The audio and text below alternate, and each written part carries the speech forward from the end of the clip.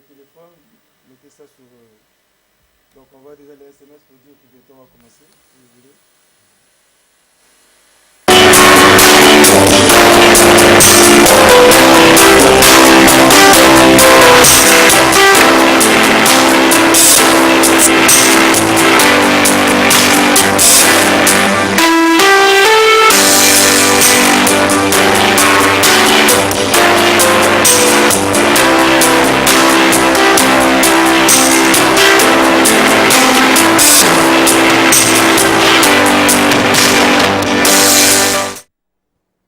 Madame, Monsieur, bonsoir et encore une fois merci pour votre fidélité à l'émission Son le Tour. Son le Tour, le rendez-vous de tous les mardis et vendredis pour la rediffusion. Ce mardi, nous aurons pour thème les jeunes au Congo, porteurs de valises ou alternatives pour l'avenir, quelle perspective? Les jeunes au Congo, porteurs de valises ou alternatives pour l'avenir, quelle perspective? Point d'interrogation. Alors pour répondre à cette question, on ne peut moins provocateur, j'ai invité sur ce plateau M. Willy Ngoï qui est un informaticien. Bonsoir monsieur. Bonsoir. À ses côtés, un nouveau venu, M. Roch Bretin Bissila Nkunku, c'est ça? Bissala. Bissala Nkunku, qui est militant politique. Bonsoir. Bonsoir, monsieur. À ses côtés, un jeune frère à moi, que je connais depuis des lustres, mais bon, j'ai l'occasion de le recevoir aujourd'hui, M. Léonidas Motom, gestionnaire en assurance, membre de la diaspora. Bonsoir. Bonsoir. Et un nouveau, pas un nouveau venu, mais il a sa deuxième émission, M. Fouti Moulaka, qui est juriste. Bonsoir, monsieur. Bonsoir, monsieur Soumou. Voilà, donc, les jeunes au Congo, porteurs de valises ou alternatives pour l'avenir. Quelle perspective? On a souvent tendance de dire qui forment la jeunesse préparent l'avenir.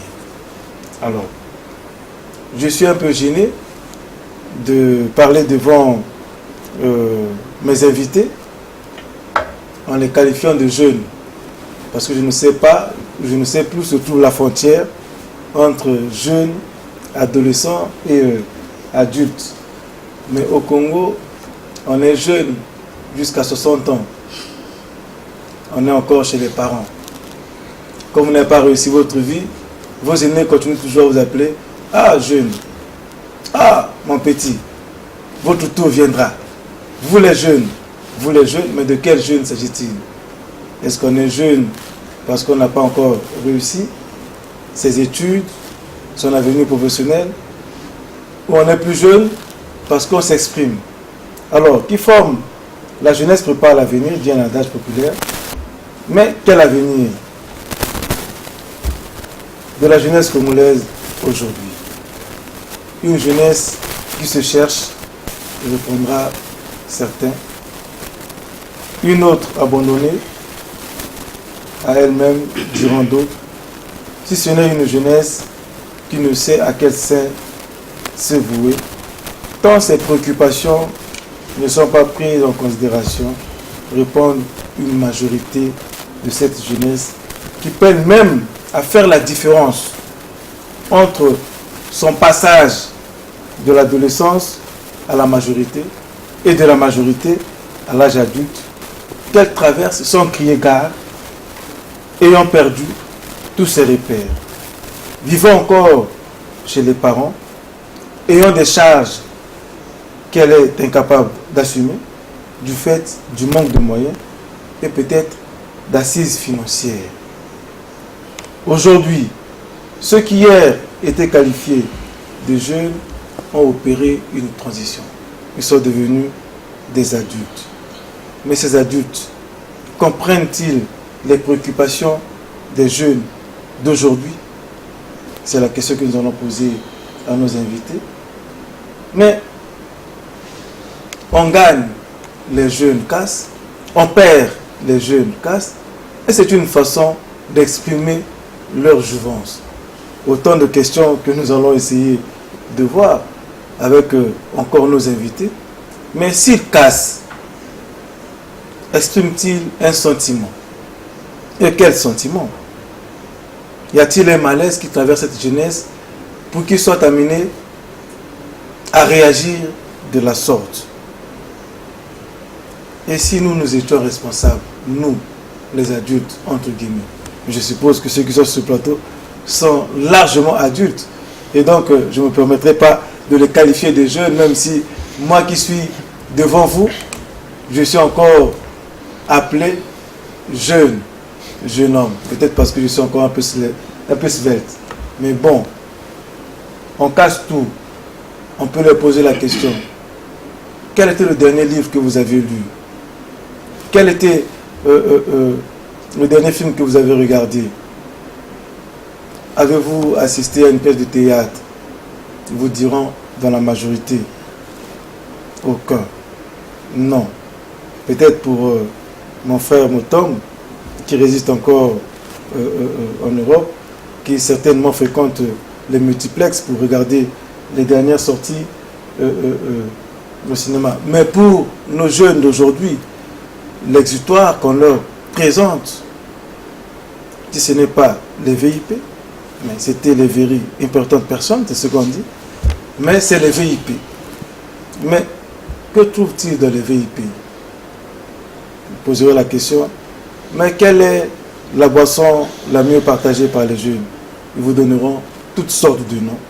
Ils sont même capables de vous faire le dosage des boissons, parce que c'est au moins parmi les préoccupations qui sont les leurs, se retrouver dans des coins de réjouissance. Alors, lorsqu'on se trouve dans ces milieux, les nganda, entre guillemets, les VIP, les bars, les buvettes, comme on disait à l'époque de nos aînés, mais il se développe des réactions. Et ces réactions, certainement, sont celles qui conduisent à des égarements. Est-ce qu'ils arrivent à ces égarements parce qu'on ne prend pas en compte leurs préoccupations, ou est-ce que c'est voulu par les pouvoirs publics de maintenir la jeunesse dans une espèce de... Oh, on peut utiliser le mot d'obscurantisme pour qu'ils se la coulent douce et qu'ils n'aient pas à penser à leur avenir. Alors, ceux qui sont sur ce plateau, peut-être vont essayer de nous aider à déchiffrer et à comprendre le malaise, si malaise il y a, qui régnerait chez les jeunes. Je m'en vais peut-être poser la question à notre ami Bilingui. C'est quoi être jeune aujourd'hui au Congo? Ok, merci. Déjà, je pense que le concept jeune échappe à une saisie exhaustive en vue d'une définition stricte et peut-être unanime. Je ne pense pas que aujourd'hui là je peux prendre une définition qui plairait à tout le monde, parce que jeune est un concept, sinon le concept le plus galvaudé. Vous savez, vous l'avez dit dans votre propos préliminaire, qu'il y a des jeunes de 80 ans, il y a des jeunes de 60 ans, il y a des jeunes de 10 ans ici. Bon, il faut comprendre déjà que de façon philosophique, c'est un concept très élastique, mais ici, il s'agit, si on veut être dans l'élément du débat aujourd'hui, il s'agit des gens, donc des filles et des garçons d'un certain âge, qui sont là et qui ont des besoins bien spécifiques. Ils ont besoin de travailler, ils ont besoin de s'épanouir, ils ont besoin d'apprendre, ils ont besoin, donc bref, de s'affirmer. Moi, c'est ce que je considère comme jeune, parce que d'autres pensent que parce qu'ils se considèrent jeunes, que ça leur donne le statut. Je dirais non, parce que vous savez, nous avons par exemple ici au Congo un gouvernement, et dans notre gouvernement, un ministère chargé de la promotion des femmes. Et vous savez, avec moi, qu'il y a des femmes qui se considèrent comme des hommes. Je ne veux pas les citer ici, je ne pense pas, parce qu'ils se considèrent comme des hommes, qui se considèrent comme des femmes, et ce n'est pas pour autant qu'ils se considèrent comme femmes qu'ils vont aller toquer au ministère de la promotion de la femme pour dire que non, nonobstant mon genre masculin, mais je me considère comme une femme, donc cela me donne le statut de la femme. Donc bref, Il faut des hommes féminins. Mais absolument, ouais. Je ne voulais pas les citer. Pour moi, la jeunesse, c'est peut-être tel que tout le monde peut accepter. C'est cette frange de personnes qui sortent de l'adolescence, donc peut-être vers 17-18 ans et jusqu'à 35 ans. En fait, je ne sais pas si ça devait faire l'unanimité. Pour moi, je considère jeune. Et moi, qui ai déjà la quarantaine révolue, je ne me considère absolument pas jeune. Combien même, comme vous l'avez dit, que je me fais appeler jeune. Que voulez-vous? Peut-être que nous vivons nous appartenons à une génération où les gens vieillissent moins vite. Voilà, peut-être c'est comme ça que nous gardons encore notre... Ou alors que peut-être que nous avons le secret de la fontaine de jouvence. Merci. Mon cher Roch Bréguin. Bon, pour moi, premièrement, je remercie M. Sonny Benga pour l'occasion qu'il nous offre pour venir essayer de statuer sur les problèmes de la jeunesse.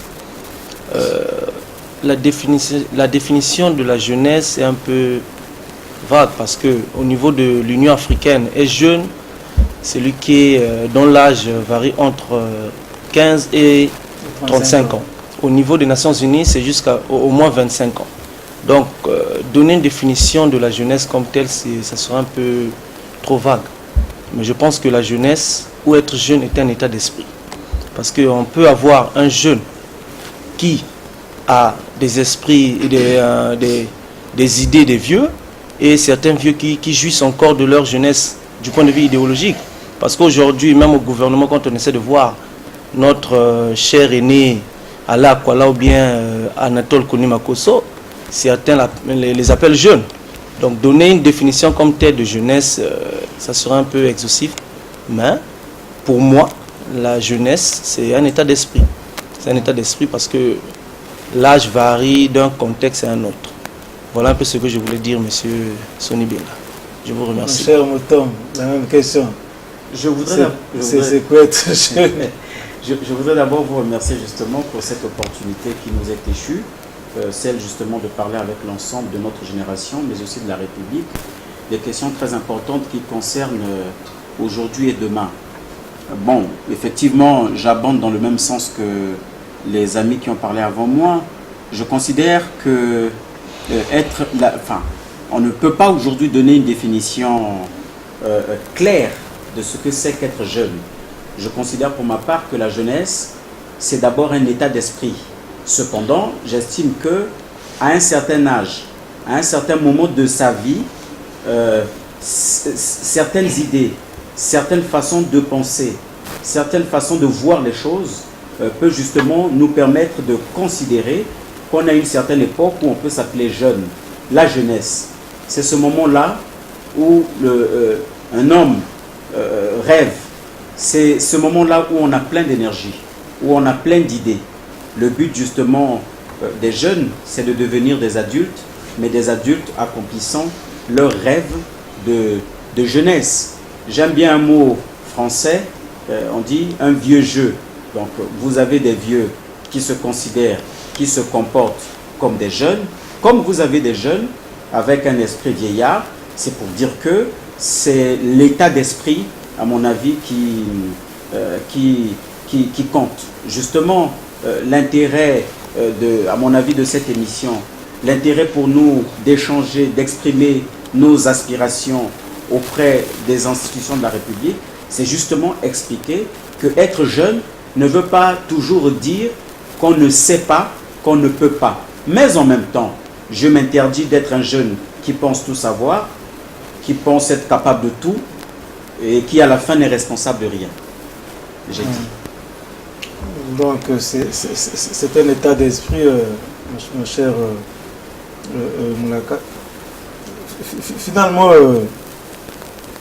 on est jeune dans la tête. On n'est pas jeune physiquement. Ça serait s'échapper finalement à cette catégorisation, alors que on fixe quand même la fourchette entre 15 et 35 ans pour reprendre les limites, même si au Congo dans un parti majoritaire, il y avait des jeunes jusqu'à 60 ans. Merci, M. Soni, de m'avoir invité pour une seconde fois dans votre émission afin de débattre sur un sujet important sur l'avenir de la jeunesse congolaise. Notre sens d'intérêt général et notre patriotisme nous obligent à participer en toute civilité à des questions très importantes, notamment sur l'avenir de la jeunesse congolaise. Il faut d'abord rappeler aux uns aux autres que la jeunesse, c'est une étape qui part de l'enfance à l'adulte, à l'âge adulte, et c'est une étape qui suscite beaucoup d'admiration. Mais la jeunesse congolaise, la jeunesse africaine en général s'ignore. S'il est vrai que les nations africaines vantent les mérites de leur jeunesse, considérée comme la clé de l'avenir, peu sont cependant ceux qui ont mis les jeunes au centre de leur développement. Cette jeunesse, la jeunesse africaine en général et la jeunesse congolaise en particulier, confrontée face à plusieurs défis, cette jeunesse a du mal à trouver de chemin. D'où la problématique, est-ce que c'est une jeunesse capable de prendre la relève demain, ou encore une jeunesse qui va rester tout simplement porteur de valises? C'est ça la question fondamentale. Ça, c'est la problématique qui est posée. Et on y viendra. D'accord. Donc, comme l'a dit mes co-débatteurs, que la jeunesse est aussi en état d'esprit d'une part, mais c'est aussi l'âge qui varie de 15 ans à 35 ans. Maintenant, durant cette étape, il faut qu'il y ait une prise de conscience afin de prendre le relève demain. Voilà tout ce que je peux dire en bref concernant cette question de l'avenir de la jeunesse congolaise. Mon cher Ngoui, est-ce que cela vous choque que l'on vous qualifie de jeune? Est-ce que dans la terminologie, vous le portez bien, l'état d'esprit d'être jeune, ou vous y voyez quelques connotations qui parfois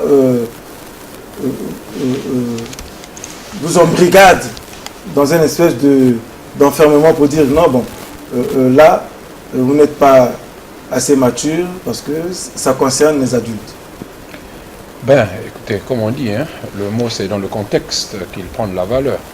Vous savez, il y a des corporations dans lesquelles le mot jeune veut dire novice, c'est-à-dire que vous ne savez absolument rien. Dans l'armée, les plus anciens appellent en fait les autres par les jeunes, pour dire que non, vous n'avez pas ma capacité et tout. Mais il est fort probable aussi qu'à un certain niveau, à un certain âge, beaucoup de vieux, entre guillemets, voudraient qu'on les appelle jeunes. Moi, je pose le problème en termes de ce qu'on veut. Pourquoi tout le monde veut venir vers la jeunesse, ou tout le monde parle de la jeunesse? Je pense que je voudrais soulever quelque chose de très important, surtout dans la conception du jeune d'aujourd'hui. Peut-être que, si je ne sais pas si je fais une anticipation, qu'il faut souligner que ce que nous avons ici comme jeunes, en fait, au Congo maintenant, donc la fourchette comprise entre 15 ans et 35 ans aujourd'hui, c'est une jeunesse que peut-être que beaucoup de décideurs, beaucoup d'analystes ne comprennent pas, qui était traumatisée. Pour preuve, je vais vous prendre un exemple. Pour quelqu'un qui est né en 1985, aujourd'hui il a 30 ans, donc il est à 5 ans de sortie de la jeunesse. Mais écoutez, à ce monsieur-là, à 8 ans, donc en 93, vous lui avez servi une guerre. 94, 9 ans, vous lui avez servi une guerre. À 13 ans, 96, vous lui avez servi une guerre. 98, guerre. 99, guerre. Jusqu'en 2001 ou 2002, quand le pays a commencé à se stabiliser, pendant tout le cheminement de la formation de sa personnalité ou sa formation psychologique, ça a été totalement violé. Avec toutes les scènes désagréables, toutes les scènes indicibles que je ne veux pas rappeler ici. Et les technologies langagières voilà, qui vont avec. Qui vont avec. Et la société qui est venue a posteriori. Parce qu'il y a une société politique qui est venue à cause de la guerre. C'est-à-dire, on a vu ce qu'on appelait dans ce pays des seigneurs de guerre. Les gens qui ont reçu des postes parce qu'ils ont joué des rôles dans la guerre. Des gens qui ne sont pas absolument là parce qu'ils ont mérité. Et vous savez que le jeune vit par l'exemple. Vous savez, moi, j'ai été pionnier du MNP, j'en suis fier. L'article numéro 1er nous disait que le pionnier devait être d'abord militant, conscient, efficace. Mais à la fin, il devait être exemplaire. Il devait vivre selon l'exemple de Marien Ngouabi. Mais quel exemple a-t-on donné aux jeunes? Quand on a vu celui qui a commencé à violer, à voler est devenu député, celui qui a commencé à enfreindre tout ce qu'on peut faire est devenu maire, est devenu ceci, cela, tout. Voilà ces germes de violence qui sont restés totalement, comment on appelle ça, constants dans la conscience juvénile congolaise, que nous n'avons pas jugulé. Parce que vous savez bien, malheureusement, nous avons une fâcheuse habitude d'ignorer les maladies mentales. Parce que pour les Congolais, quand on dit l'hôpital, c'est pour les maladies physiques. Voilà. Écoutez, je n'ai pas vu là où on a fait passer les jeunes devant les psychologues. On n'a pas vu même les églises qui pouvaient essayer, à défaut de psychologues, faire ce travail. Je ne sais pas si nous avons encore des aumôniers dans ce pays. Bref, je pense qu'aujourd'hui, notre jeunesse est une sorte de bombe. C'est-à-dire que nous-mêmes, nous avons fabriqué aujourd'hui. Donc je m'insurge contre les gens qui disent non, les jeunes sont instrumentalisés, les jeunes sont inconscients. Je pense qu'aujourd'hui, nous sommes en train de payer le fait de n'avoir pas compris que, effectivement, quand on est homme, on est une table rase, et c'est par rapport à ce que nous sommes en train de voir que la personnalité se forge. Comme disait Marx, ce n'est pas l'aide sociale qui détermine la conscience, mais c'est la conscience qui détermine l'aide sociale. Donc il est fort probable, pour terminer, à conclure que la jeunesse d'aujourd'hui est une jeunesse qui n'a pas trop eu de chance. Je la trouve comme des victimes. Quand les gens non, les jeunes, moi je trouve que c'est finalement ne pas comprendre que la jeunesse elle-même est d'abord victime de ces mêmes politiciens qui pensent que cette jeunesse est instrumentalisée. Bon, bref, je ne suis pas trop politique, j'espère que les autres le diront. Nous avons merci des beaucoup. militants politiques qui sont Merci beaucoup. Ils vont peut-être nous aider. Alors, monsieur Bredin, on nous dit très bien que former la jeunesse aujourd'hui, c'est la préparer pour prendre la relève de demain. Donc, créer un meilleur avenir. Est-ce que la question de la jeunesse, ou la définition de la jeunesse, ce n'est pas un problème de définition, mais plutôt un problème de concept? Parce que jeune, la définition, elle est classique, vous l'avez faite. Mais le concept de jeune chez nous, aujourd'hui, comme peut-être vient de le relever M. Ngoui, pose une autre problématique de ces repères dans la société. Quels sont vos repères, vous, en tant que... Permettez que je vous appelle jeune. Hein, bon, ne souffrez pas. Bon, moi-même, on m'appelle jeune aussi. J'ai bientôt 60 ans, on m'appelle jeune. Je suis le jeune de quelqu'un aussi. Allez-y. Bon. Lui, mon homme, ne me regarde pas comme ça, c'est vieux. Bon, mais vous savez que nous sommes jeunes, c'est vrai, mais nous sommes des jeunes qui ont des outils. Hein, parce que je ne suis pas trop d'avis avec certaines personnes âgées. Vous allez m'excuser, monsieur Sonny Benga, qui parfois, quand tu prononces jeune, c'est une forme discriminatoire. Ils pensent que non, vous êtes jeune, il faut attendre votre temps, il faut faire ceci. Nous sommes jeunes, oui, mais nous avons certains outils que parfois certaines aînés n'ont pas. Donc, prononcer jeune d'une manière discriminatoire, personnellement, pour moi, ça ne passe pas parce que ce sont des jeunes qui sont épanouis. Nous sommes aujourd'hui sur l'ère numérique. C'est des jeunes qui sont sur des réseaux sociaux. D'ailleurs, vous et moi, nous avons longuement discuté sur les réseaux sociaux. C'est des jeunes qui ont fait de l'alma mater.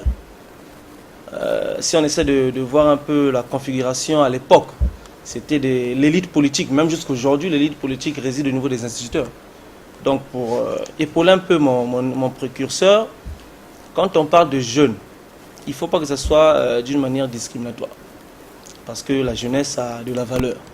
Aujourd'hui, au Congo, même en Afrique, quand on parle de jeunesse, quand on parle de la révolution juvénile avec les tablettes numériques, on pense à Véron Monkou.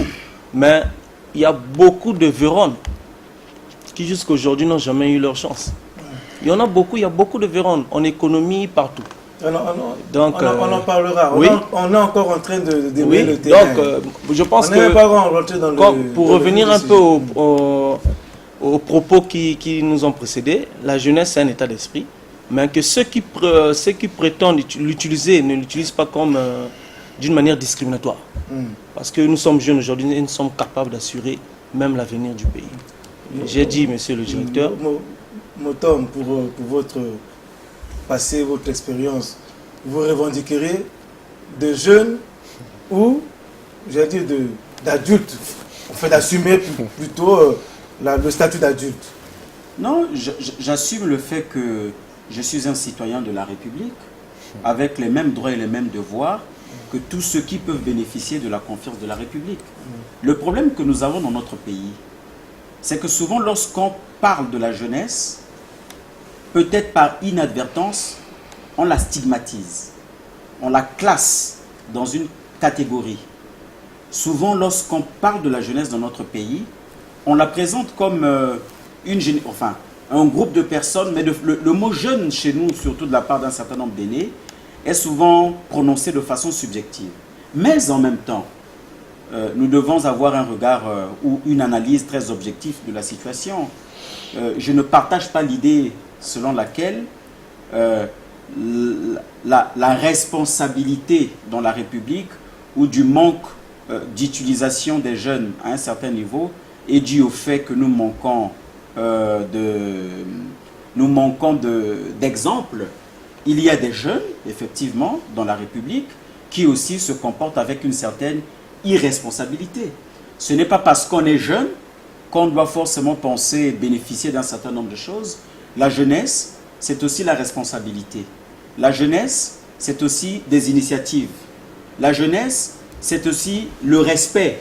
Lorsqu'on est jeune dans la République, on doit croire que d'une manière ou d'une autre, on est appelé demain à assurer la pérennité des institutions de la République ou bien d'autres structures. À ce moment-là, on ne casse pas. Alors le jeune qui casse, est-il jeune? S'il est jeune, en cassant, croit-il en l'avenir? Je pense que nous aborderons en profondeur ces questions, mais je veux dire ici que pour moi, les responsabilités sont partagées. Nous avons des aînés qui nous considèrent comme des jeunes qui ne sont pas capables de faire ci ou faire ça. Nous avons d'autres aînés aussi qui nous considèrent, qui nous respectent. La preuve aujourd'hui, nous avons un partenariat en ce qui me concerne avec le ministère des Sports, le ministre Léon Alfred Pimba, un partenariat qui se passe bien dans le cadre de la Coupe du Cacao, un partenariat dans lequel nous avons la gestion en amont et en aval de ce projet. Mais c'est aussi une forme de confiance faite de la part d'une institution de la République. Donc c'est pour dire qu'à mon avis, il serait très important que dans nos analyses, que nous puissions tenir compte de, oui, nous sommes jeunes, quel type de jeunes sommes-nous? C'est au regard de notre rendu que les aînés pourront certainement, d'une certaine manière, nous faire confiance. Est-ce que vous devez attendre qu'on vous décerne des diplômes pour que vous puissiez vous affirmer? Parce que j'ai comme l'impression, quand je vous écoute, il y a comme une espèce d'opposition. On nous considère, on pense qu'on n'est que. Est-ce que vous avez besoin d'attendre un blanc-seing de la part d'une génération pour pouvoir vous affirmer? Je ne sais pas. Pas comme jeune, mais comme membre à part entière de la société.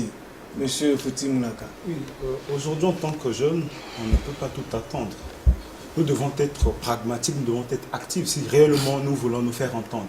Parce que pour faire entendre sa voix, c'est participer dans les débats publics. Ce n'est pas dans la rue que nous allons faire entendre notre voix. Mais c'est à l'hémicycle, dans les collectivités locales, dans les conseils départementaux que nous allons faire entendre notre voix. Ce n'est pas dans la rue. Mais aujourd'hui, M. Soni, vous avez parlé des cassures, les manifestations. Mais nous devons nous poser la question de savoir pourquoi ces jeunes cassent. Pourquoi ces jeunes cassent? Mais si ces jeunes cassent, sociologiquement, ça s'explique. Vous avez une jeunesse qui ne travaille quasiment pas. Vous avez les chômeurs. Mais dès lors qu'il y a des petites manifestations, les gens en profitent pour piller. Ça s'explique sociologiquement.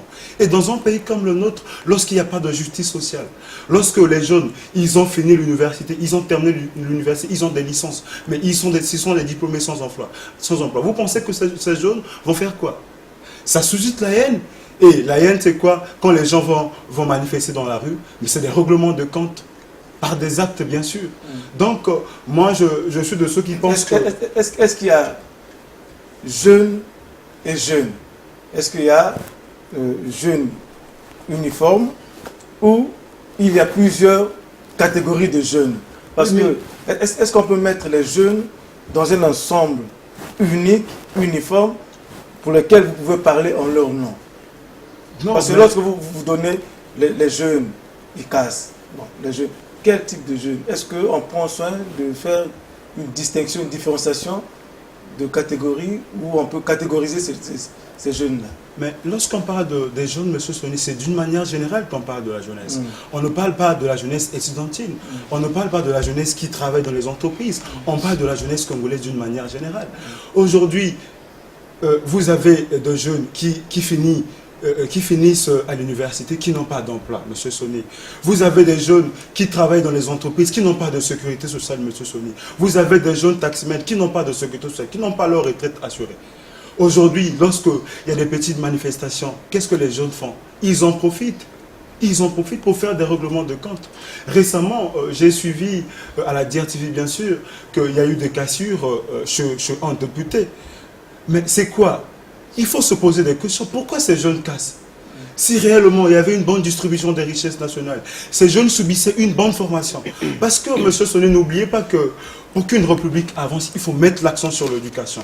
Aujourd'hui, l'éducation nationale est à terre, M. Soni. Moi, je suis de ceux qui pensent qu'il faut faire les états généraux de l'éducation. Si ces jeunes vont dans la rue, c'est parce qu'ils n'ont pas reçu une bonne formation. Vous pensez que si ces jeunes étaient bien éduqués, ces jeunes travaillaient dans les entreprises, ces jeunes étaient des ouvriers quelque part, vous pensez que ces jeunes peuvent manifester dans la rue? Je ne suis pas sûr, M. Soni. Mais sans que ça puisse être une tribune politique où on va commencer déjà à lancer des fatwas sur les grands concepts des états généraux de l'armée, de l'éducation, de machin, tout, qui ne viendront jamais, rassurez-vous. On peut quand même... Allô?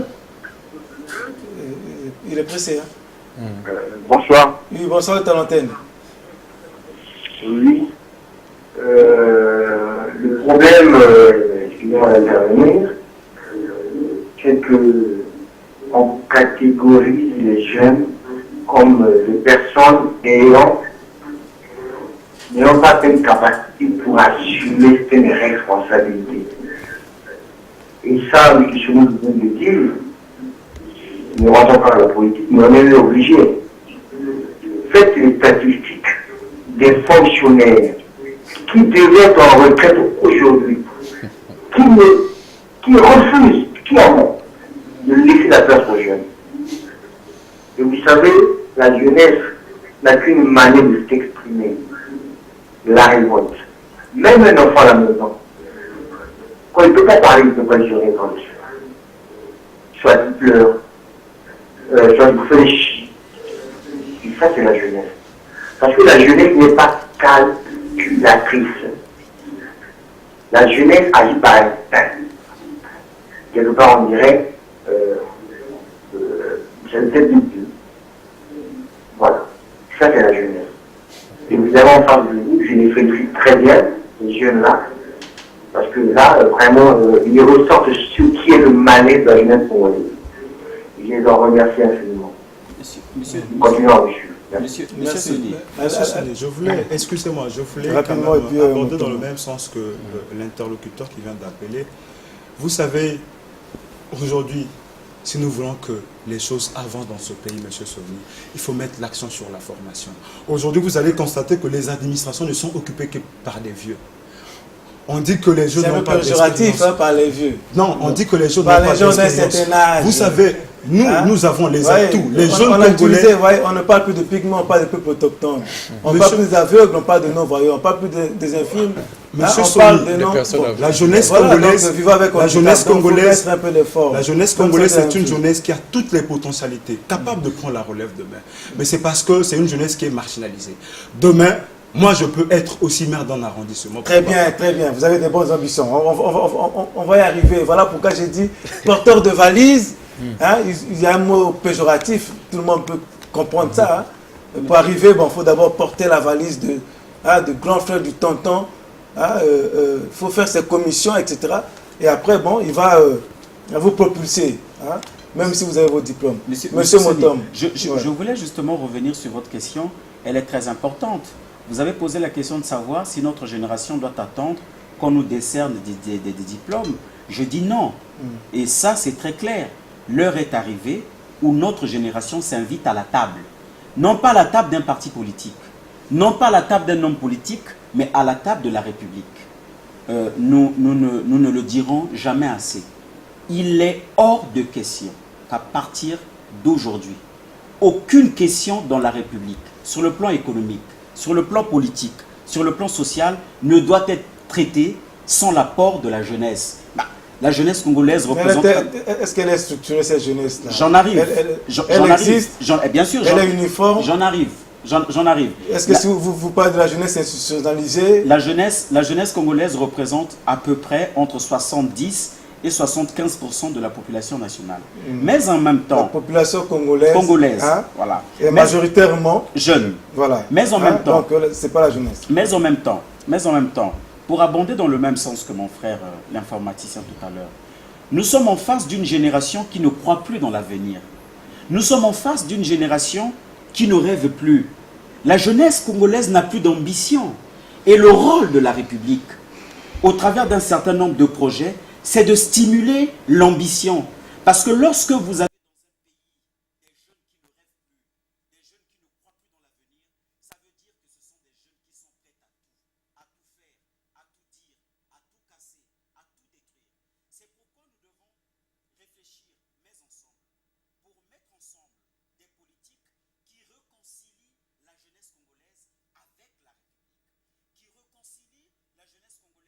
avec notre triptyque, unité, travail, progrès. Vous faites la politique. Non, je ne fais pas la politique. C'est comme si vous avez appris ça, bien là. Mais bon, c'est bien, c'est ordonné, c'est propre. Mais, il est hors de question que les décisions se prennent sans la jeunesse. Mais vous vous adressez à qui? On s'adresse à la République. Mais la République, qui représente la République? On s'adresse au président de la République, on s'adresse au gouvernement, on s'adresse à l'Assemblée nationale, on s'adresse au Sénat. Très bien. Je pense que quand vous voulez vous inviter, il faut d'abord que vous puissiez exister. C'est ce que nous faisons. Est-ce que cette jeunesse... mon cher... c'est une forme d'existence. Oui. Non, très bien. Mais j'aborderai un tout petit peu dans ce sens-là et peut-être crier haro sur un mécanisme qui est solidement installé au Congo, la confusion de la stabilité de l'immobilisme. Je pense que c'est là. Les gens confondent ici la stabilité et l'immobilisme. C'est-à-dire qu'au Congo, on pense que quand vous faites 10 ans, 15 ans, vous occupez un seul poste, vous devenez compétent et vous devez stabiliser cette institution. C'est ce qui n'a pas existé lorsque ceux qui sont aujourd'hui adultes aujourd'hui ont été jeunes. Moi, je suis fils d'enseignant. Il n'y avait jamais un enseignant qui avait fait 3 ans dans une école. C'était la circulation des élites qui faisait qu'on trouvait que des énergies se renouvelaient de façon presque quasi naturelle. Aujourd'hui, tout est bloqué. Je ne sais pas qui bloque, mais apparemment, les gens en fait, occupent maintenant. Au départ, ils servaient. Aujourd'hui, les gens occupent les postes. Regardez, c'est un tout petit peu ce qui offusque la jeunesse. Vous avez des gens qui arrivent, qui essaient, eux, maintenant, de devenir l'institution en soi. Mais on se fonctionnarise. Bien entendu. Des ministres fonctionnaires, des présidents fonctionnaires, des députés fonctionnaires, des secrétaires fonctionnaires, des ambassadeurs des surtout. Fonctionnaires, des ambassadeurs fonctionnaires. Donc on se fonctionnarise. Absolument. C'est normal. C'est pas normal. Il y a des enseignants qui tournaient dans les départements. Absolument.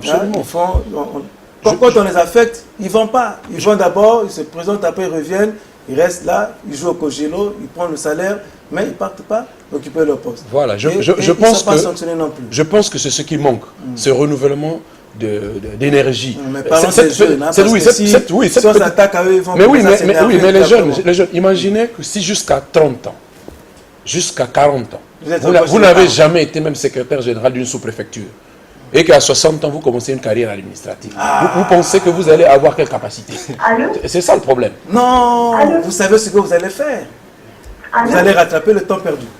Vous êtes à l'antenne, bonsoir. On vous écoute, vous êtes à l'antenne. Allô? Oui, bonsoir, parlez, on vous écoute. Allô, bonsoir. Bonsoir, madame. Parlez, on vous écoute. En fait, je voulais juste parler du sujet de la jeunesse. Allez-y. Et je ne suis pas vraiment d'avis avec les gens qui pensent que peut-être les jeunes sont marginalisés et autres. Mais je dis juste que en fait, le jeune congolais ne sait pas ce qu'il veut en fait. Il y a en fait beaucoup de jeunes qui pensent que juste parce que je suis jeune, je dois faire ci, je dois faire ça. Après une manifestation, je dois me soulever et autres. Moi, je pense que c'est une mauvaise façon de représenter la jeunesse congolaise. C'est pas parce que t'as pas d'emploi et tout, et tu dois manifester après, je sais pas, un match de football et aller passer. C'est d'abord un problème d'éducation. C'est pas vraiment un problème de formation, mais un problème d'éducation. Voilà, je pense que si on est éduqué, on vient d'une bonne famille qui vous a très bien éduqué, je ne pense pas qu'après un match de football, vous allez aller taper chez le voisin. Je suis vraiment désolée. C'est pas parce qu'on manque d'emploi qu'on doit faire n'importe. Très bien. Alors, c'est moi qui avais la parole. oui, je vous la rends, mais je voulais quand même savoir, est-ce que c'est quoi être d'une bonne famille et avoir une bonne éducation? Est-ce que être d'une bonne famille, c'est être issu d'une famille de monarques, Mais très vite, je rebondirai. C'est effectivement, c'est là que je dis que malheureusement, l'avenir de ce pays est son passé. Vous savez, dans les années 80, prenons seulement les années 80, parce que c'est pendant ces années-là que j'étais à l'école primaire, tout le monde était de la bonne famille. C'est-à-dire que tout le monde avait droit à l'éducation. Dans les écoles, nous avions l'Office national de librairie populaire, qui fournissait dans toutes les écoles du Congo des livres. Donc, que votre parent soit incapable de payer un livre, vous n'avez pas de frustration. Ça aussi, ça manque. Quand on dit une bonne famille, ben écoutez, aujourd'hui, c'est un terme tellement subjectif. On ne sait pas quel est le contenu qu'on peut y mettre. Mais bref, tout le monde, malheureusement, n'accède pas à cette éducation. Et en plus, toute éducation n'a pas le même effet sur n'importe quelle personne. Je vous ai parlé ici du parcours tumultueux de certaines personnes qui n'ont connu que la violence pendant 15 ans, 20 ans. Et qui n'ont jamais reçu, n'ont jamais discuté avec un psychiatre, qui n'ont jamais discuté avec un psychologue, qui n'ont jamais compris qu'en dehors du cycle de la violence, il y a une autre vie. Prenez le fait, mais surtout, essayez de supprimer la cause. Essayons de savoir pourquoi les jeunes se comportent comme ça. Posons les vraies questions. Et peut-être que les jeunes n'ont pas de tribune non plus. Quand les jeunes ont des problèmes, ils vont où? Ils vont discuter où? Est-ce que ici, là, avec les autres, vous pouvez nous dire ici, parce que le phénomène de la casse, ok, tout le monde a vu. Mais est-ce que vous pouvez me répondre, monsieur le journaliste, pourquoi les jeunes descendent-ils le pantalon? Vous pouvez répondre à ça? Pourquoi? Mais voilà, c'est ça le problème. Mais ce n'est pas seulement la casse. Oui, pourquoi ils descendent en réprime? Voilà, absolument. Je ne sais pas si on réprime ou on ne réprime pas, mais pour moi, c'est une expression qui veut dire quoi? Ben, on ne sait pas. Étant donné que je ne suis pas dans la peau de ces jeunes-là, je pense que le bon sens aurait commandé, mais qu'on commence à écouter les gens. Que veut dire descendre le pantalon? Que veut dire ceci? Que veut dire cela? Ça permettra de mieux comprendre et non de juger a posteriori. Voilà. Très bien. J'ai dit, pour prendre un peu ce qu'a dit la jeune fille, c'est quoi être d'une bonne famille, avoir une bonne éducation? Quel est votre parcours personnel, sans trahir les secrets? Est-ce que vous êtes passé par un militantisme dans une... Je voulais aussi apporter ma part. Oui, allez-y, apportez, on vous écoute. Oui, en fait, le comportement de la jeunesse congolaise d'aujourd'hui est le résultat du laisser-aller. Le laisser-aller n'est pas au niveau de la maison. Parce que la première partie de l'éducation de l'homme commence à partir de la maison. Si vous n'avez pas de maison, vous êtes orphelin par exemple. Après, c'est l'école qui prend le relais. Et vous n'êtes pas là à l'école. Donc, nous pouvons résumer que les deux instances requises pour l'éducation des enfants, c'est la maison et l'école. On peut citer l'église aussi. Monsieur, vous dites l'église aussi, mais bon, l'église est arrivée bien après. Mais on peut avoir une situation où quelqu'un n'a pas de parents, il est orphelin. Lorsqu'on observe ce qui se passe dans les églises dites de réveil, on peut pouvoir s'interroger sur l'apport. Mais c'est juste pour ironiser. Mais je posais la question à monsieur Bredin. Votre parcours, est-ce que vous avez connu, comme je suppose, à votre époque, si vous avez la quarantaine maintenant, vous avez dû connaître les centres de vacances. Absolument. Vous avez dû aller en colonie de vacances. Vous avez été certainement dans les internats. Absolument. Vous avez reçu gratuitement, parce que à cause de l'émulation étant un brillant élève, recevoir les remerciements de la République. Est-ce que tous ces éléments qui structurent la jeunesse, qui structuraient la jeunesse, ce sont des éléments que vous retrouvez aujourd'hui et qui peuvent peut-être pousser ceux qui ont de ne pas faire ce que les téléspectateurs sont en train de décrire, la casse, le pillage, le machin. Quel est votre parcours? Je demanderai à tout le monde. Hein. Parce que moi, je vous dirai mon parcours, vous allez voir que c'est surprenant. Mon parcours comme tel, ça a été un parcours comme tout citoyen jeune, né dans les années 1980. Nous avons connu le monopartisme avec le mouvement des pionniers. Mais je voulais bondir un peu... Finissant, oui. Ouais. Je voulais bondir un peu sur l'intervention de la fille qui a eu à appeler tout à l'heure, quand elle parlait de bonne famille d'éducation. Moi, personnellement, je n'ai pas connu une bonne famille comme telle. Il fallait batailler fort, arriver à l'université, dormir au campus, parfois dormir affamé. Mais aujourd'hui, pourquoi je ne sors pas pour casser? C'est ça la question. C'est parce que les jeunes aujourd'hui, ils n'ont plus de sein où aller poser leurs problèmes. Essayons de soigner la fièvre et évitons de casser le thermomètre.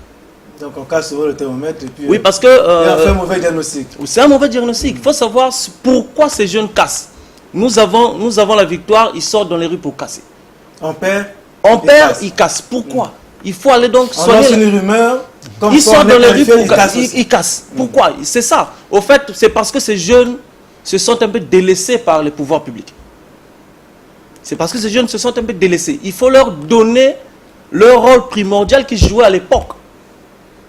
Parce qu'aujourd'hui, quand tu vas en RCA, les jeunes qui sont dans les rues, comme j'aime dire aux gens, les gens qui sont dans les rues, ce sont les jeunes.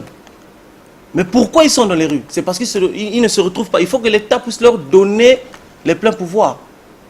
Tout en associant la sagesse, c'est-à-dire les vieux, et en mélangeant avec la force qui est la jeunesse. Je n'ai pas bien compris. On leur donne les pleins pouvoirs. Quand on leur donne les pleins pouvoirs, c'est quoi? C'est-à-dire qu'ils soient un peu dans l'exécutif. Aujourd'hui, mon frère qui est là a soulevé un point.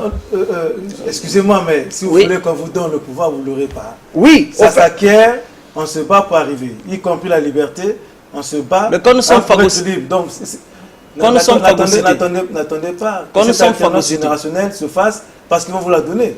Il faudrait que vous battiez pour arriver là. Mais c'est ce combat avec des armes peut-être beaucoup plus performantes que celles que vous avez aujourd'hui. C'est ce combat que nous sommes en train de mener. Allez-y. Parce que dire bonne famille et éducation, je pense qu'il c'est mieux de parler d'éducation. Parce que moi qui vous parle, je suis pas issu d'une bonne famille. Mais j'ai été éduqué par mes parents. Que le bien d'autrui doit être respecté. Très bien. On ne peut pas les vandaliser un bien qui ne t'appartient pas. Mais pourquoi ils le font? C'est ça. Voilà pourquoi j'ai dit tout à l'heure, soignant la fièvre et évitant de casser le thermomètre. Pourquoi ils le font? C'est parce qu'ils ne se retrouvent pas. Très bien. Il faut donc que l'État puisse régulariser ce secteur. C'est ce que nous sommes, parce que je suis ici comme militant politique, oui, mais je suis au Conseil national de la jeunesse. Mais jusqu'aujourd'hui, nous peinons. C'est quoi cette structure-là? Okay. Le Conseil national de la jeunesse, c'est un organe consultatif de la jeunesse, mais qui peine à décoller aujourd'hui. Qui est mis en place par l'État congolais. Le Conseil national de la jeunesse... Quels critères de désignation des membres. Des membres et tout ça là. Bon, le Conseil, je parle... Une cooptation liée sur la base subjective, etc. Je parle sous le contrôle d'un ancien membre de la diaspora du Conseil national de la jeunesse, M. Léonidas Motom. Oh, mais le Conseil national de la jeunesse... Vous m'avez caché ça? Non, mais là nous sommes là pour ça. Le Conseil national de la jeunesse est un organe consultatif. Qui a été élu, mais par ses capacités, parce que c'est un jeune aujourd'hui, il travaille sur la coupe du cacao. Avec les partenaires comme le... Pardon? Vous faites la promo là? Non, je ne suis pas le donc il y a une structure comme ça, le Conseil national de la jeunesse, etc. Nous sommes en train de peiner, mais on essaie d'apporter notre partition. Jusqu'aujourd'hui, nous sommes en train de peiner. Parce qu'il faut savoir ce que les jeunes cherchent. Pourquoi ils cassent? Bonne question. Bonne question, M. Motom, puisque vous étiez membre, je ne sais pas, de ce Conseil national de la jeunesse. C'est à titre indicatif que je l'ai cité. Mais je profite pour rebondir. Voilà. Alors, est-ce qu'il y a une catégorie de jeunes où tous les jeunes sont logés à la même enseigne? Y a-t-il des jeunes qui cassent? Il y a ceux qui ne cassent pas et il y a ceux qui réfléchissent. Ceux qui ne réfléchissent pas, pourquoi on peut trouver ce genre de comportement. Quel est le malaise? Qu'est-ce qui explique? Justement, je vais d'abord ici condamner avec la dernière énergie ces comportements irresponsables d'un certain nombre d'amis jeunes qui cassent, qui détruisent, qui vandalisent. Lorsqu'on aime son pays, on ne casse pas. Lorsqu'on aime son pays, on ne le détruit pas, on ne met pas feu et à sang. La deuxième chose que je voudrais dire, c'est que... Enfin, les adultes aussi ont mis oui, le pays à feu à sang. sûr. Ils ont utilisé les jeunes pour le faire. Mais je le dis, oui, mais je le dis dès le départ, voilà, les responsabilités sont partagées. Okay. Mais en même temps, je pense qu'il est trop facile d'accuser comme ça, de façon simple, les institutions de la République. Mais écoutez, nos parents ne sont pas nés de bonne famille. Mon père n'est pas né en ville. Moi, je suis fils d'un ancien professeur de l'université et d'une maman cadre de la santé. Nous ne dormons pas sur l'or, mais mon père, par exemple, nous a toujours instruits au goût de l'effort, au goût du travail, au goût, à la culture du résultat. Mon père ne m'a jamais ramené chez un collègue à lui, ministre ou directeur de cabinet, pour négocier quoi que ce soit. C'est l'effort, c'est le travail. Cela voudrait dire que, effectivement, il y a un problème d'éducation aussi, mais en même temps, il y a une deuxième lecture à faire, c'est que la jeunesse congolaise, voyant un avenir sombre, saisit n'importe quelle occasion, n'importe quelle opportunité pour exprimer un ras-le-bol. C'est pourquoi je pense que il est important. Est-ce qu'il est trop tard? Je dis non. Est-ce qu'il est urgent que les pouvoirs publics réfléchissent sur les mécanismes qui pourront permettre à notre génération de croire au nouveau dans la République? J'insiste à dire que notre génération ne croit plus en rien. Alors il faut nous réconcilier avec le patriotisme. Il faut nous réconcilier avec la République. Mais vous imaginez un jeune, enfin entre guillemets, un jeune de 40 ans ou de 43 ans qui doit encore attendre des morceaux de foufou, tellement vieillissant, il a le même visage que son père, mais voyant son petit frère essayant d'avancer, quel regard, si cette personne n'a pas une certaine façon de penser, une certaine façon de voir les choses. C'est pourquoi nous pensons que la République aujourd'hui, s'il y avait un gros investissement à faire, il faut faire cet investissement dans la jeunesse de la République, dans les enfants de la République. Il faut réconcilier la jeunesse du pays avec l'esprit de patriotisme. Motom, ça c'est vraiment des belles paroles. Mais excusez-moi, mais je ne vais pas vous faire le procès. Monsieur Fouti Moulaka, vous, si je vous pose une question, quel est le dernier film que vous avez regardé? Quel est le dernier livre que vous avez lu? Avez-vous déjà assisté à une pièce de théâtre? Monsieur Sonny... Non, je vous pose la question, ce n'est pas une injure, hein, mais je dis, oui, parce que certainement que vous êtes capable de le faire. Mais les jeunes, quelle alternative cette République-là leur apporte pour ne pas qu'elles sortent de la rue pour exprimer ce sentiment-là? Est-ce que vous comprenez ce sentiment? Il ne faut pas justifier, mais est-ce que vous le comprenez? Quel est le dernier livre et le dernier film que vous avez regardé? Monsieur Sonny, de la seconde jusqu'en terminale, j'ai lu plus de 40 ouvrages. Le dernier livre que j'ai lu, c'est l'ouvrage de John Dewey, Éducation et démocratie. C'est mon dernier ouvrage que je suis en train de lire. Même toute la journée, j'étais sur cet ouvrage-là, que je martèle à chaque instant. Mais les manifestations, monsieur Sonny, ça s'explique. Est-ce que vous vous souvenez de la révolution tunisienne? Est-ce que la demoiselle qui vient de parler, elle se souvient de la révolution tunisienne? C'était dû à quoi? Même la révolution, aujourd'hui la révolution chez Bachar en Syrie. Mais c'est dû à quoi?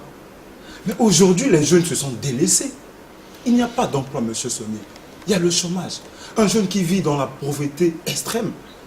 Qu'est-ce que vous voulez? Mais ça va pousser le jeune à aller dans la rue. Il en profite avec des petites manifestations pour régler les comptes, pour trouver de quoi manger. Ça s'explique sociologiquement. J'ai fait la criminologie, monsieur Sonny. Et Karl Marx disait toujours que dans une société, lorsqu'il y a l'injustice, ça suscite la haine, ça pousse les gens à aller vers la criminalité. Ça s'explique. On n'est pas obligé d'avoir même une licence pour comprendre ça. C'est un message que les jeunes sont en train de laisser de lancer auprès du gouvernement. C'est au gouvernement, à notre président Lobek, de prendre ses responsabilités. Aujourd'hui, le pays a beaucoup d'argent. Mais pourquoi il y a tant de chômage? Pourquoi il y a des licenciés sans emploi? Donc ça s'explique, monsieur Soni. Moi, je ne suis pas pour des manifestations. Je suis pour une manifestation pacifique, bien sûr. Mais là aussi, il faut relever un fait. Vous avez des jeunes qui manifestent parce que depuis qu'il est né, il n'a jamais assisté à une victoire des Diables Rouges. Mais dès lors qu'il y a une victoire, il descend dans la rue pour manifester sa joie. Mais quand les policiers arrivent, avec nos policiers qui manquent de déontologie, il faut le dire, ils viennent automatiquement pour lancer les bombes lacrymogènes. Mais vous poussez la population à l'hostilité. Et c'est des cassures. Donc, monsieur Soni, moi, je ne condamne pas. Je ne suis pas pour des manifestations violentes. Je suis de ceux qui pensent que si nous voulons agir, nous devons agir dans le bon sens. Pas en cassant des biens publics. Mais ça doit interpeller nos autorités.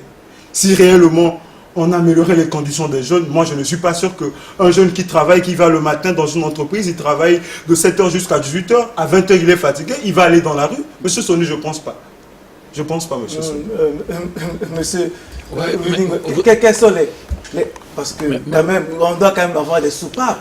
Est-ce qu'il y a des soupapes qui sont données aux jeunes pour qu'ils puissent s'exprimer et s'épanouir? J'ai posé la question de savoir le livre, la salle de cinéma. Bon, d'abord, est-ce qu'il y en a des salles de cinéma ici? Vous venez de soulever un point très important.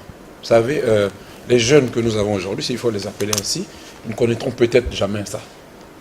Une salle de cinéma, d'autres une bibliothèque, même des petites choses telles qu'un abattoir. J'ai posé des questions, là où je suis un peu chargé de cours. Vous connaissez c'est quoi un abattoir? Mais on entend parler, c'est un arrêt vers Kinsoundi, voilà. C'est l'arrêt. Vous comprenez? C'est-à-dire qu'il est fort probable que dans le répertoire cognitif ou psycho-affectif de nos jeunes, la plus grande représentation, c'est le vide, sinon la violence. Vous avez parlé des colonies de vacances. Vous avez parlé, peut-être il faut parler que des chantiers vacances. Mais la jeunesse avait une fougue qu'on canalisait dans la production. Nous, quand on était à l'école primaire, nous avions une école, un champ. Nous faisions les chantiers vacances. Fils de ministre ou de quoi, pendant les vacances, vous devez aller sur les boîtes auprès d'un commerçant étranger pour que vous soyez éduqués. Parce que dans l'éducation à la culture du travail, ce n'était pas théorique, ce n'était pas expérimental, mais c'était réel que vous devrez absolument être derrière un comptoir et puis vendre. Nous ne trouvions pas d'humiliation par rapport à ça, puisque nous avions, en ce temps-là, effectivement, intériorisé dans les téléphones de la conception de nos jeunes les vertus du travail. Et je suis fier d'appartenir à cette histoire. Nous avions une morale. L'article 2 de la loi du pionnier nous disait le pionnier respecte la nature, la transforme utilement, il a le respect des biens d'autrui et des biens publics. Vous pensez que tout le monde a encore cette capacité? Je comprends. Je comprends. Est-ce que vous pensez que c'est fait à dessein? C'est peut-être pas fait à dessein. Non, je pense. Moi, j'ai parlé du management panique. Excusez-moi. C'est-à-dire aujourd'hui, la République est gérée, c'est-à-dire avec des réalités d'hier. Regardez par exemple quand on parle de la jeunesse. Je me rappelle, avant le match des Diables Rouges, qui a conduit à la pagaille. Avant le match, Prenons d'abord et puis après vous allez continuer. Bonsoir, vous êtes en antenne. On vous écoute, parlez, on vous écoute. Vous êtes en antenne. Bonsoir, monsieur, vous êtes en antenne. Parlez, on vous écoute, parlez. Un problème. Avant le match qui a conduit à la panique. Avant le match, j'ai suivi le ministre de la Jeunesse, j'ai suivi un certain nombre d'hommes politiques qui voulaient parler à la jeunesse. Mais c'est encore là une erreur. La jeunesse est sur les médias sociaux. Ils sont sur les médias sociaux. Ils sont sur Facebook, sur WhatsApp, sur Viber. Vous leur parlez à la télé. Une télé qui n'est captée qu'ici à Brazzaville, qui a la concurrence de 70 chaînes de télé à l'extérieur et peut-être de 6 ou 7 ici à Brazzaville, qui n'est pas captée à l'intérieur de la République parce qu'il n'y a pas eu violence seulement ici à Brazzaville. Voilà les erreurs que nous commettons. Nous n'allons pas parler aux jeunes via leur réseau. Nous parlons à la télé, nous parlons je ne sais pas où, dans quel type de salon. Finalement, les jeunes qui attendent le message, qui doivent venir via les médias qu'ils maîtrisent un peu, ne trouvent pas le message. Qu'est-ce qui se passe? Vous savez bien que la pagaille qui est venue a posteriori, c'est-à-dire après le bruit selon lequel on était qualifié, est venue de Facebook. Imaginez si le ministère de la Jeunesse avait un compte Facebook officiel, il dit non, je dément, ou le ministère des Sports. La polémique serait coincée. On ne tape rien. Voilà, c'est là le problème. J'appelle ça le management panique. C'est-à-dire que les gens qui veulent rester en fonction, mais ne sont pas en train d'évoluer avec les habitudes, avec ceux qui sont censés représenter. Donc, moi, je voulais juste répondre à M. Willy. Je voulais répondre à M. Willy pour dire que quand il dit que le Congo ne connaîtra plus jamais ça, J'ai dit C'est- peut-être non, plus. Peut-être mais- plus, peut-être plus, oui. peut-être plus, Oui, oui. jamais ça. Oui. C'est pour moi, bon, c'est son point de vue. Mais je pense que nous sommes à une nouvelle époque du Congo où le renouveau nous impose certaines pratiques. Le Congo de demain. C'est ça les mots, hein, mon cher. Oui, je Et sais. peut-être depuis 92 jusqu'à Oui. aujourd'hui, on n'a pas vu une nouvelle salle de cinéma qui a été créée.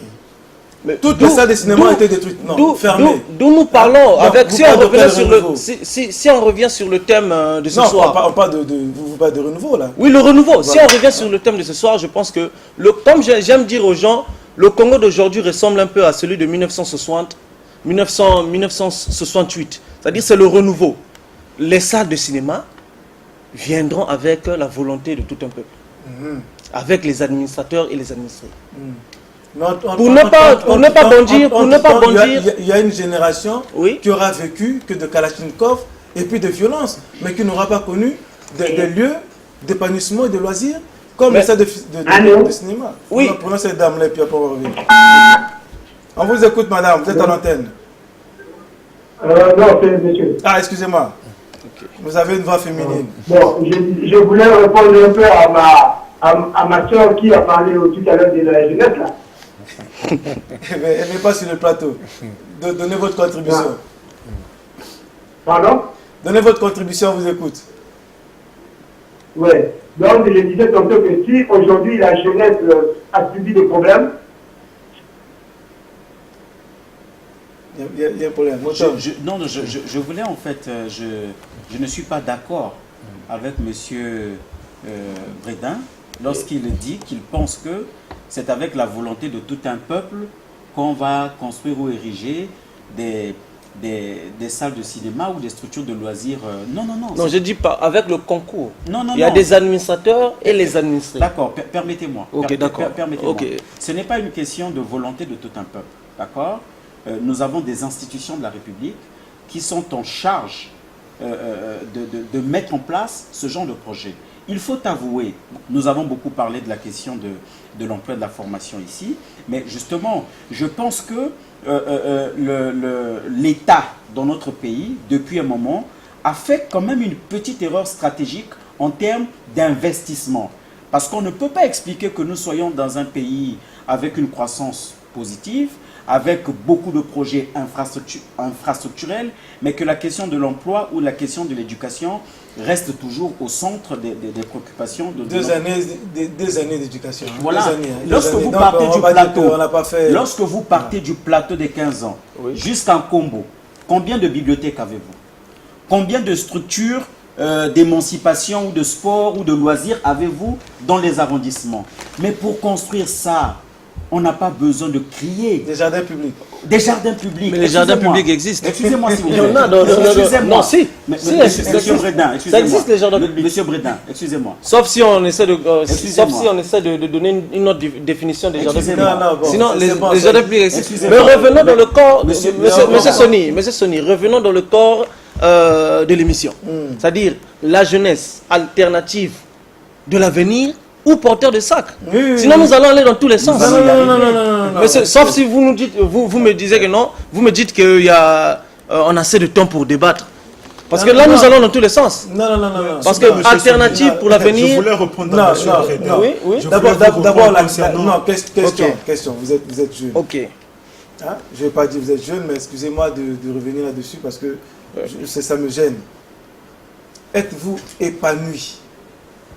D'abord, vous savez ce que c'est que être épanoui comme jeune?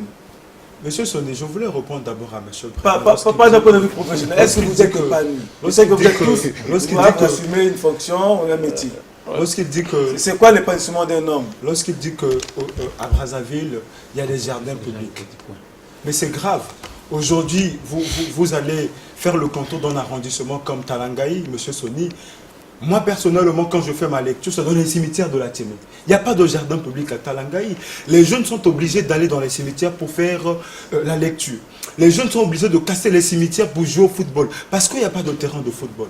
Il n'y a pas de lieu de distraction. Il n'y a pas de bibliothèque. Moi, je suis un habitant de Talangaï. Je ne maîtrise pas une bibliothèque à Talangaï. Il n'y a pas de bibliothèque. C'est exceptionnellement les bibliothèques de ma soeur, dans l'église catholique. Donc, vous allez faire tout le parcours de Talanga, il n'y a pas de jardin public. Les étudiants, les élèves sont obligés d'aller dans les jardins pour faire la lecture. C'est une réalité qui existe. Les jeunes n'ont pas de terrain de football au vrai sens du mot pour aller se distraire. Il n'y a pas de salle de cinéma. C'est grave, monsieur. Dès lors que les jeunes sont obligés de profaner des corps pour jouer au football, vous pensez que ces jeunes ont des outils de distraction? Bon, monsieur Sony Benga. Moi, je vais... enfin bon, peut-être que vous allez répondre... Je ne vais pas le répondre, mais je vais juste apporter un enrichissement. Allez-y. Talangaï, c'est un exemple. Heureusement que c'est son opinion. Je ne suis pas là pour faire le défenseur de quelqu'un, mais je pense que c'est vrai. Léonidas, mon frère qui est là, a soulevé un point qui est très très très poignant. Il n'y a pas de bibliothèque dans Brazzaville, ce que moi-même je déplore. Mais les jardins publics, c'est vrai que Talanga n'a pas de jardin public, mais en face de nous, là, non loin là, vers la stèle, comme je ne sais pas comment on appelle ça, non loin de la préfecture, il y a un jardin public. Vers le ministère, s'il vous plaît, monsieur Sony, vers le ministère, en face du ministère de la Santé, il y a un jardin public. C'est vrai que nous avons beaucoup de choses à fournir, beaucoup d'efforts à fournir, mais il y a déjà l'essentiel qui se fait. Il faut donc laisser le temps, avec la force juvénile qui va arriver, pour peut-être chercher à aller vers l'effectif. Mais je demande encore une fois de plus que nous puissions revenir sur le corps de l'émission. C'est-à-dire la jeunesse congolaise, alternative pour l'avenir ou porteur de valises. Très bien, parce que sinon on va aller dans tous les sens, après on va passer à côté de l'idéal. Ça fait partie de la réalité de la jeunesse. Sinon ça fera partie de l'idéal. Moi ce que je voulais... Je voulais vous dire, c'est est-ce que vous êtes épanoui? Comment se fait l'épanouissement de cette jeunesse? Oui, vous êtes à l'antenne, bonsoir, vous êtes à l'antenne. Parce que... bonsoir, monsieur. Bonsoir, vous êtes à l'antenne. Ah, mais Tony, vous rejetez le comportement des jeunes. Ce comportement est dû à la tromperie. Vous ne savez pas? Parce que quand nos dirigeants nous trompent, ils n'ont pas de moyens pour récupérer la jeunesse. Alors qu'ils construisent des villas dans les quartiers. Que voulez-vous que les jeunes fassent? C'est ça la tromperie. Vous trompez les jeunesses la journée, la nuit, vous faites voyager vos belles dames en France, en Amérique. Et quand ils trouvent l'occasion, ils vont aller. Le problème de l'éducation, c'est ça aussi. Il faudrait que les gens se comportent d'abord, les dirigeants doivent bien se comporter pour que les jeunes les respectent. Ils trouvent là l'occasion de répondre. C'est une manière de répondre au mauvais comportement des dirigeants. Voilà. C'est une contribution. Alors, monsieur Bredin, oui. On ne va pas faire un recensement des lieux de loisirs, de réjouissance. Oui. Sinon, vous serez battu à plate couture. Non, je ne vous permettez. Alors, okay. Vous voyez, pour enfants de pauvres ou issus de classes modestes, comme on disait, ou de classes défavorisées, comme on disait aussi à l'époque, les gens avaient égalité de chance, aussi bien à l'école et au niveau des loisirs. Quand vous quittez le village, après, vous venez, vous aviez l'internat et vous pouvez vous épanouir. Vous rencontrez d'autres communautés, d'autres origines et vous faisiez ce que la République est devenue, ce qu'elle est aujourd'hui, le ciment. Exactement. Voilà, donc il n'y avait pas... et encore, les gens de notre génération continuent à cultiver cela parce que nous avons connu. Mais je peux peut-être dire quelque chose. Certainement, vous l'avez connu. Les centres de vacances organisés, les CVO, on les appelait. Je ne sais pas quel âge vous avez, mais vous n'êtes peut-être pas encore né.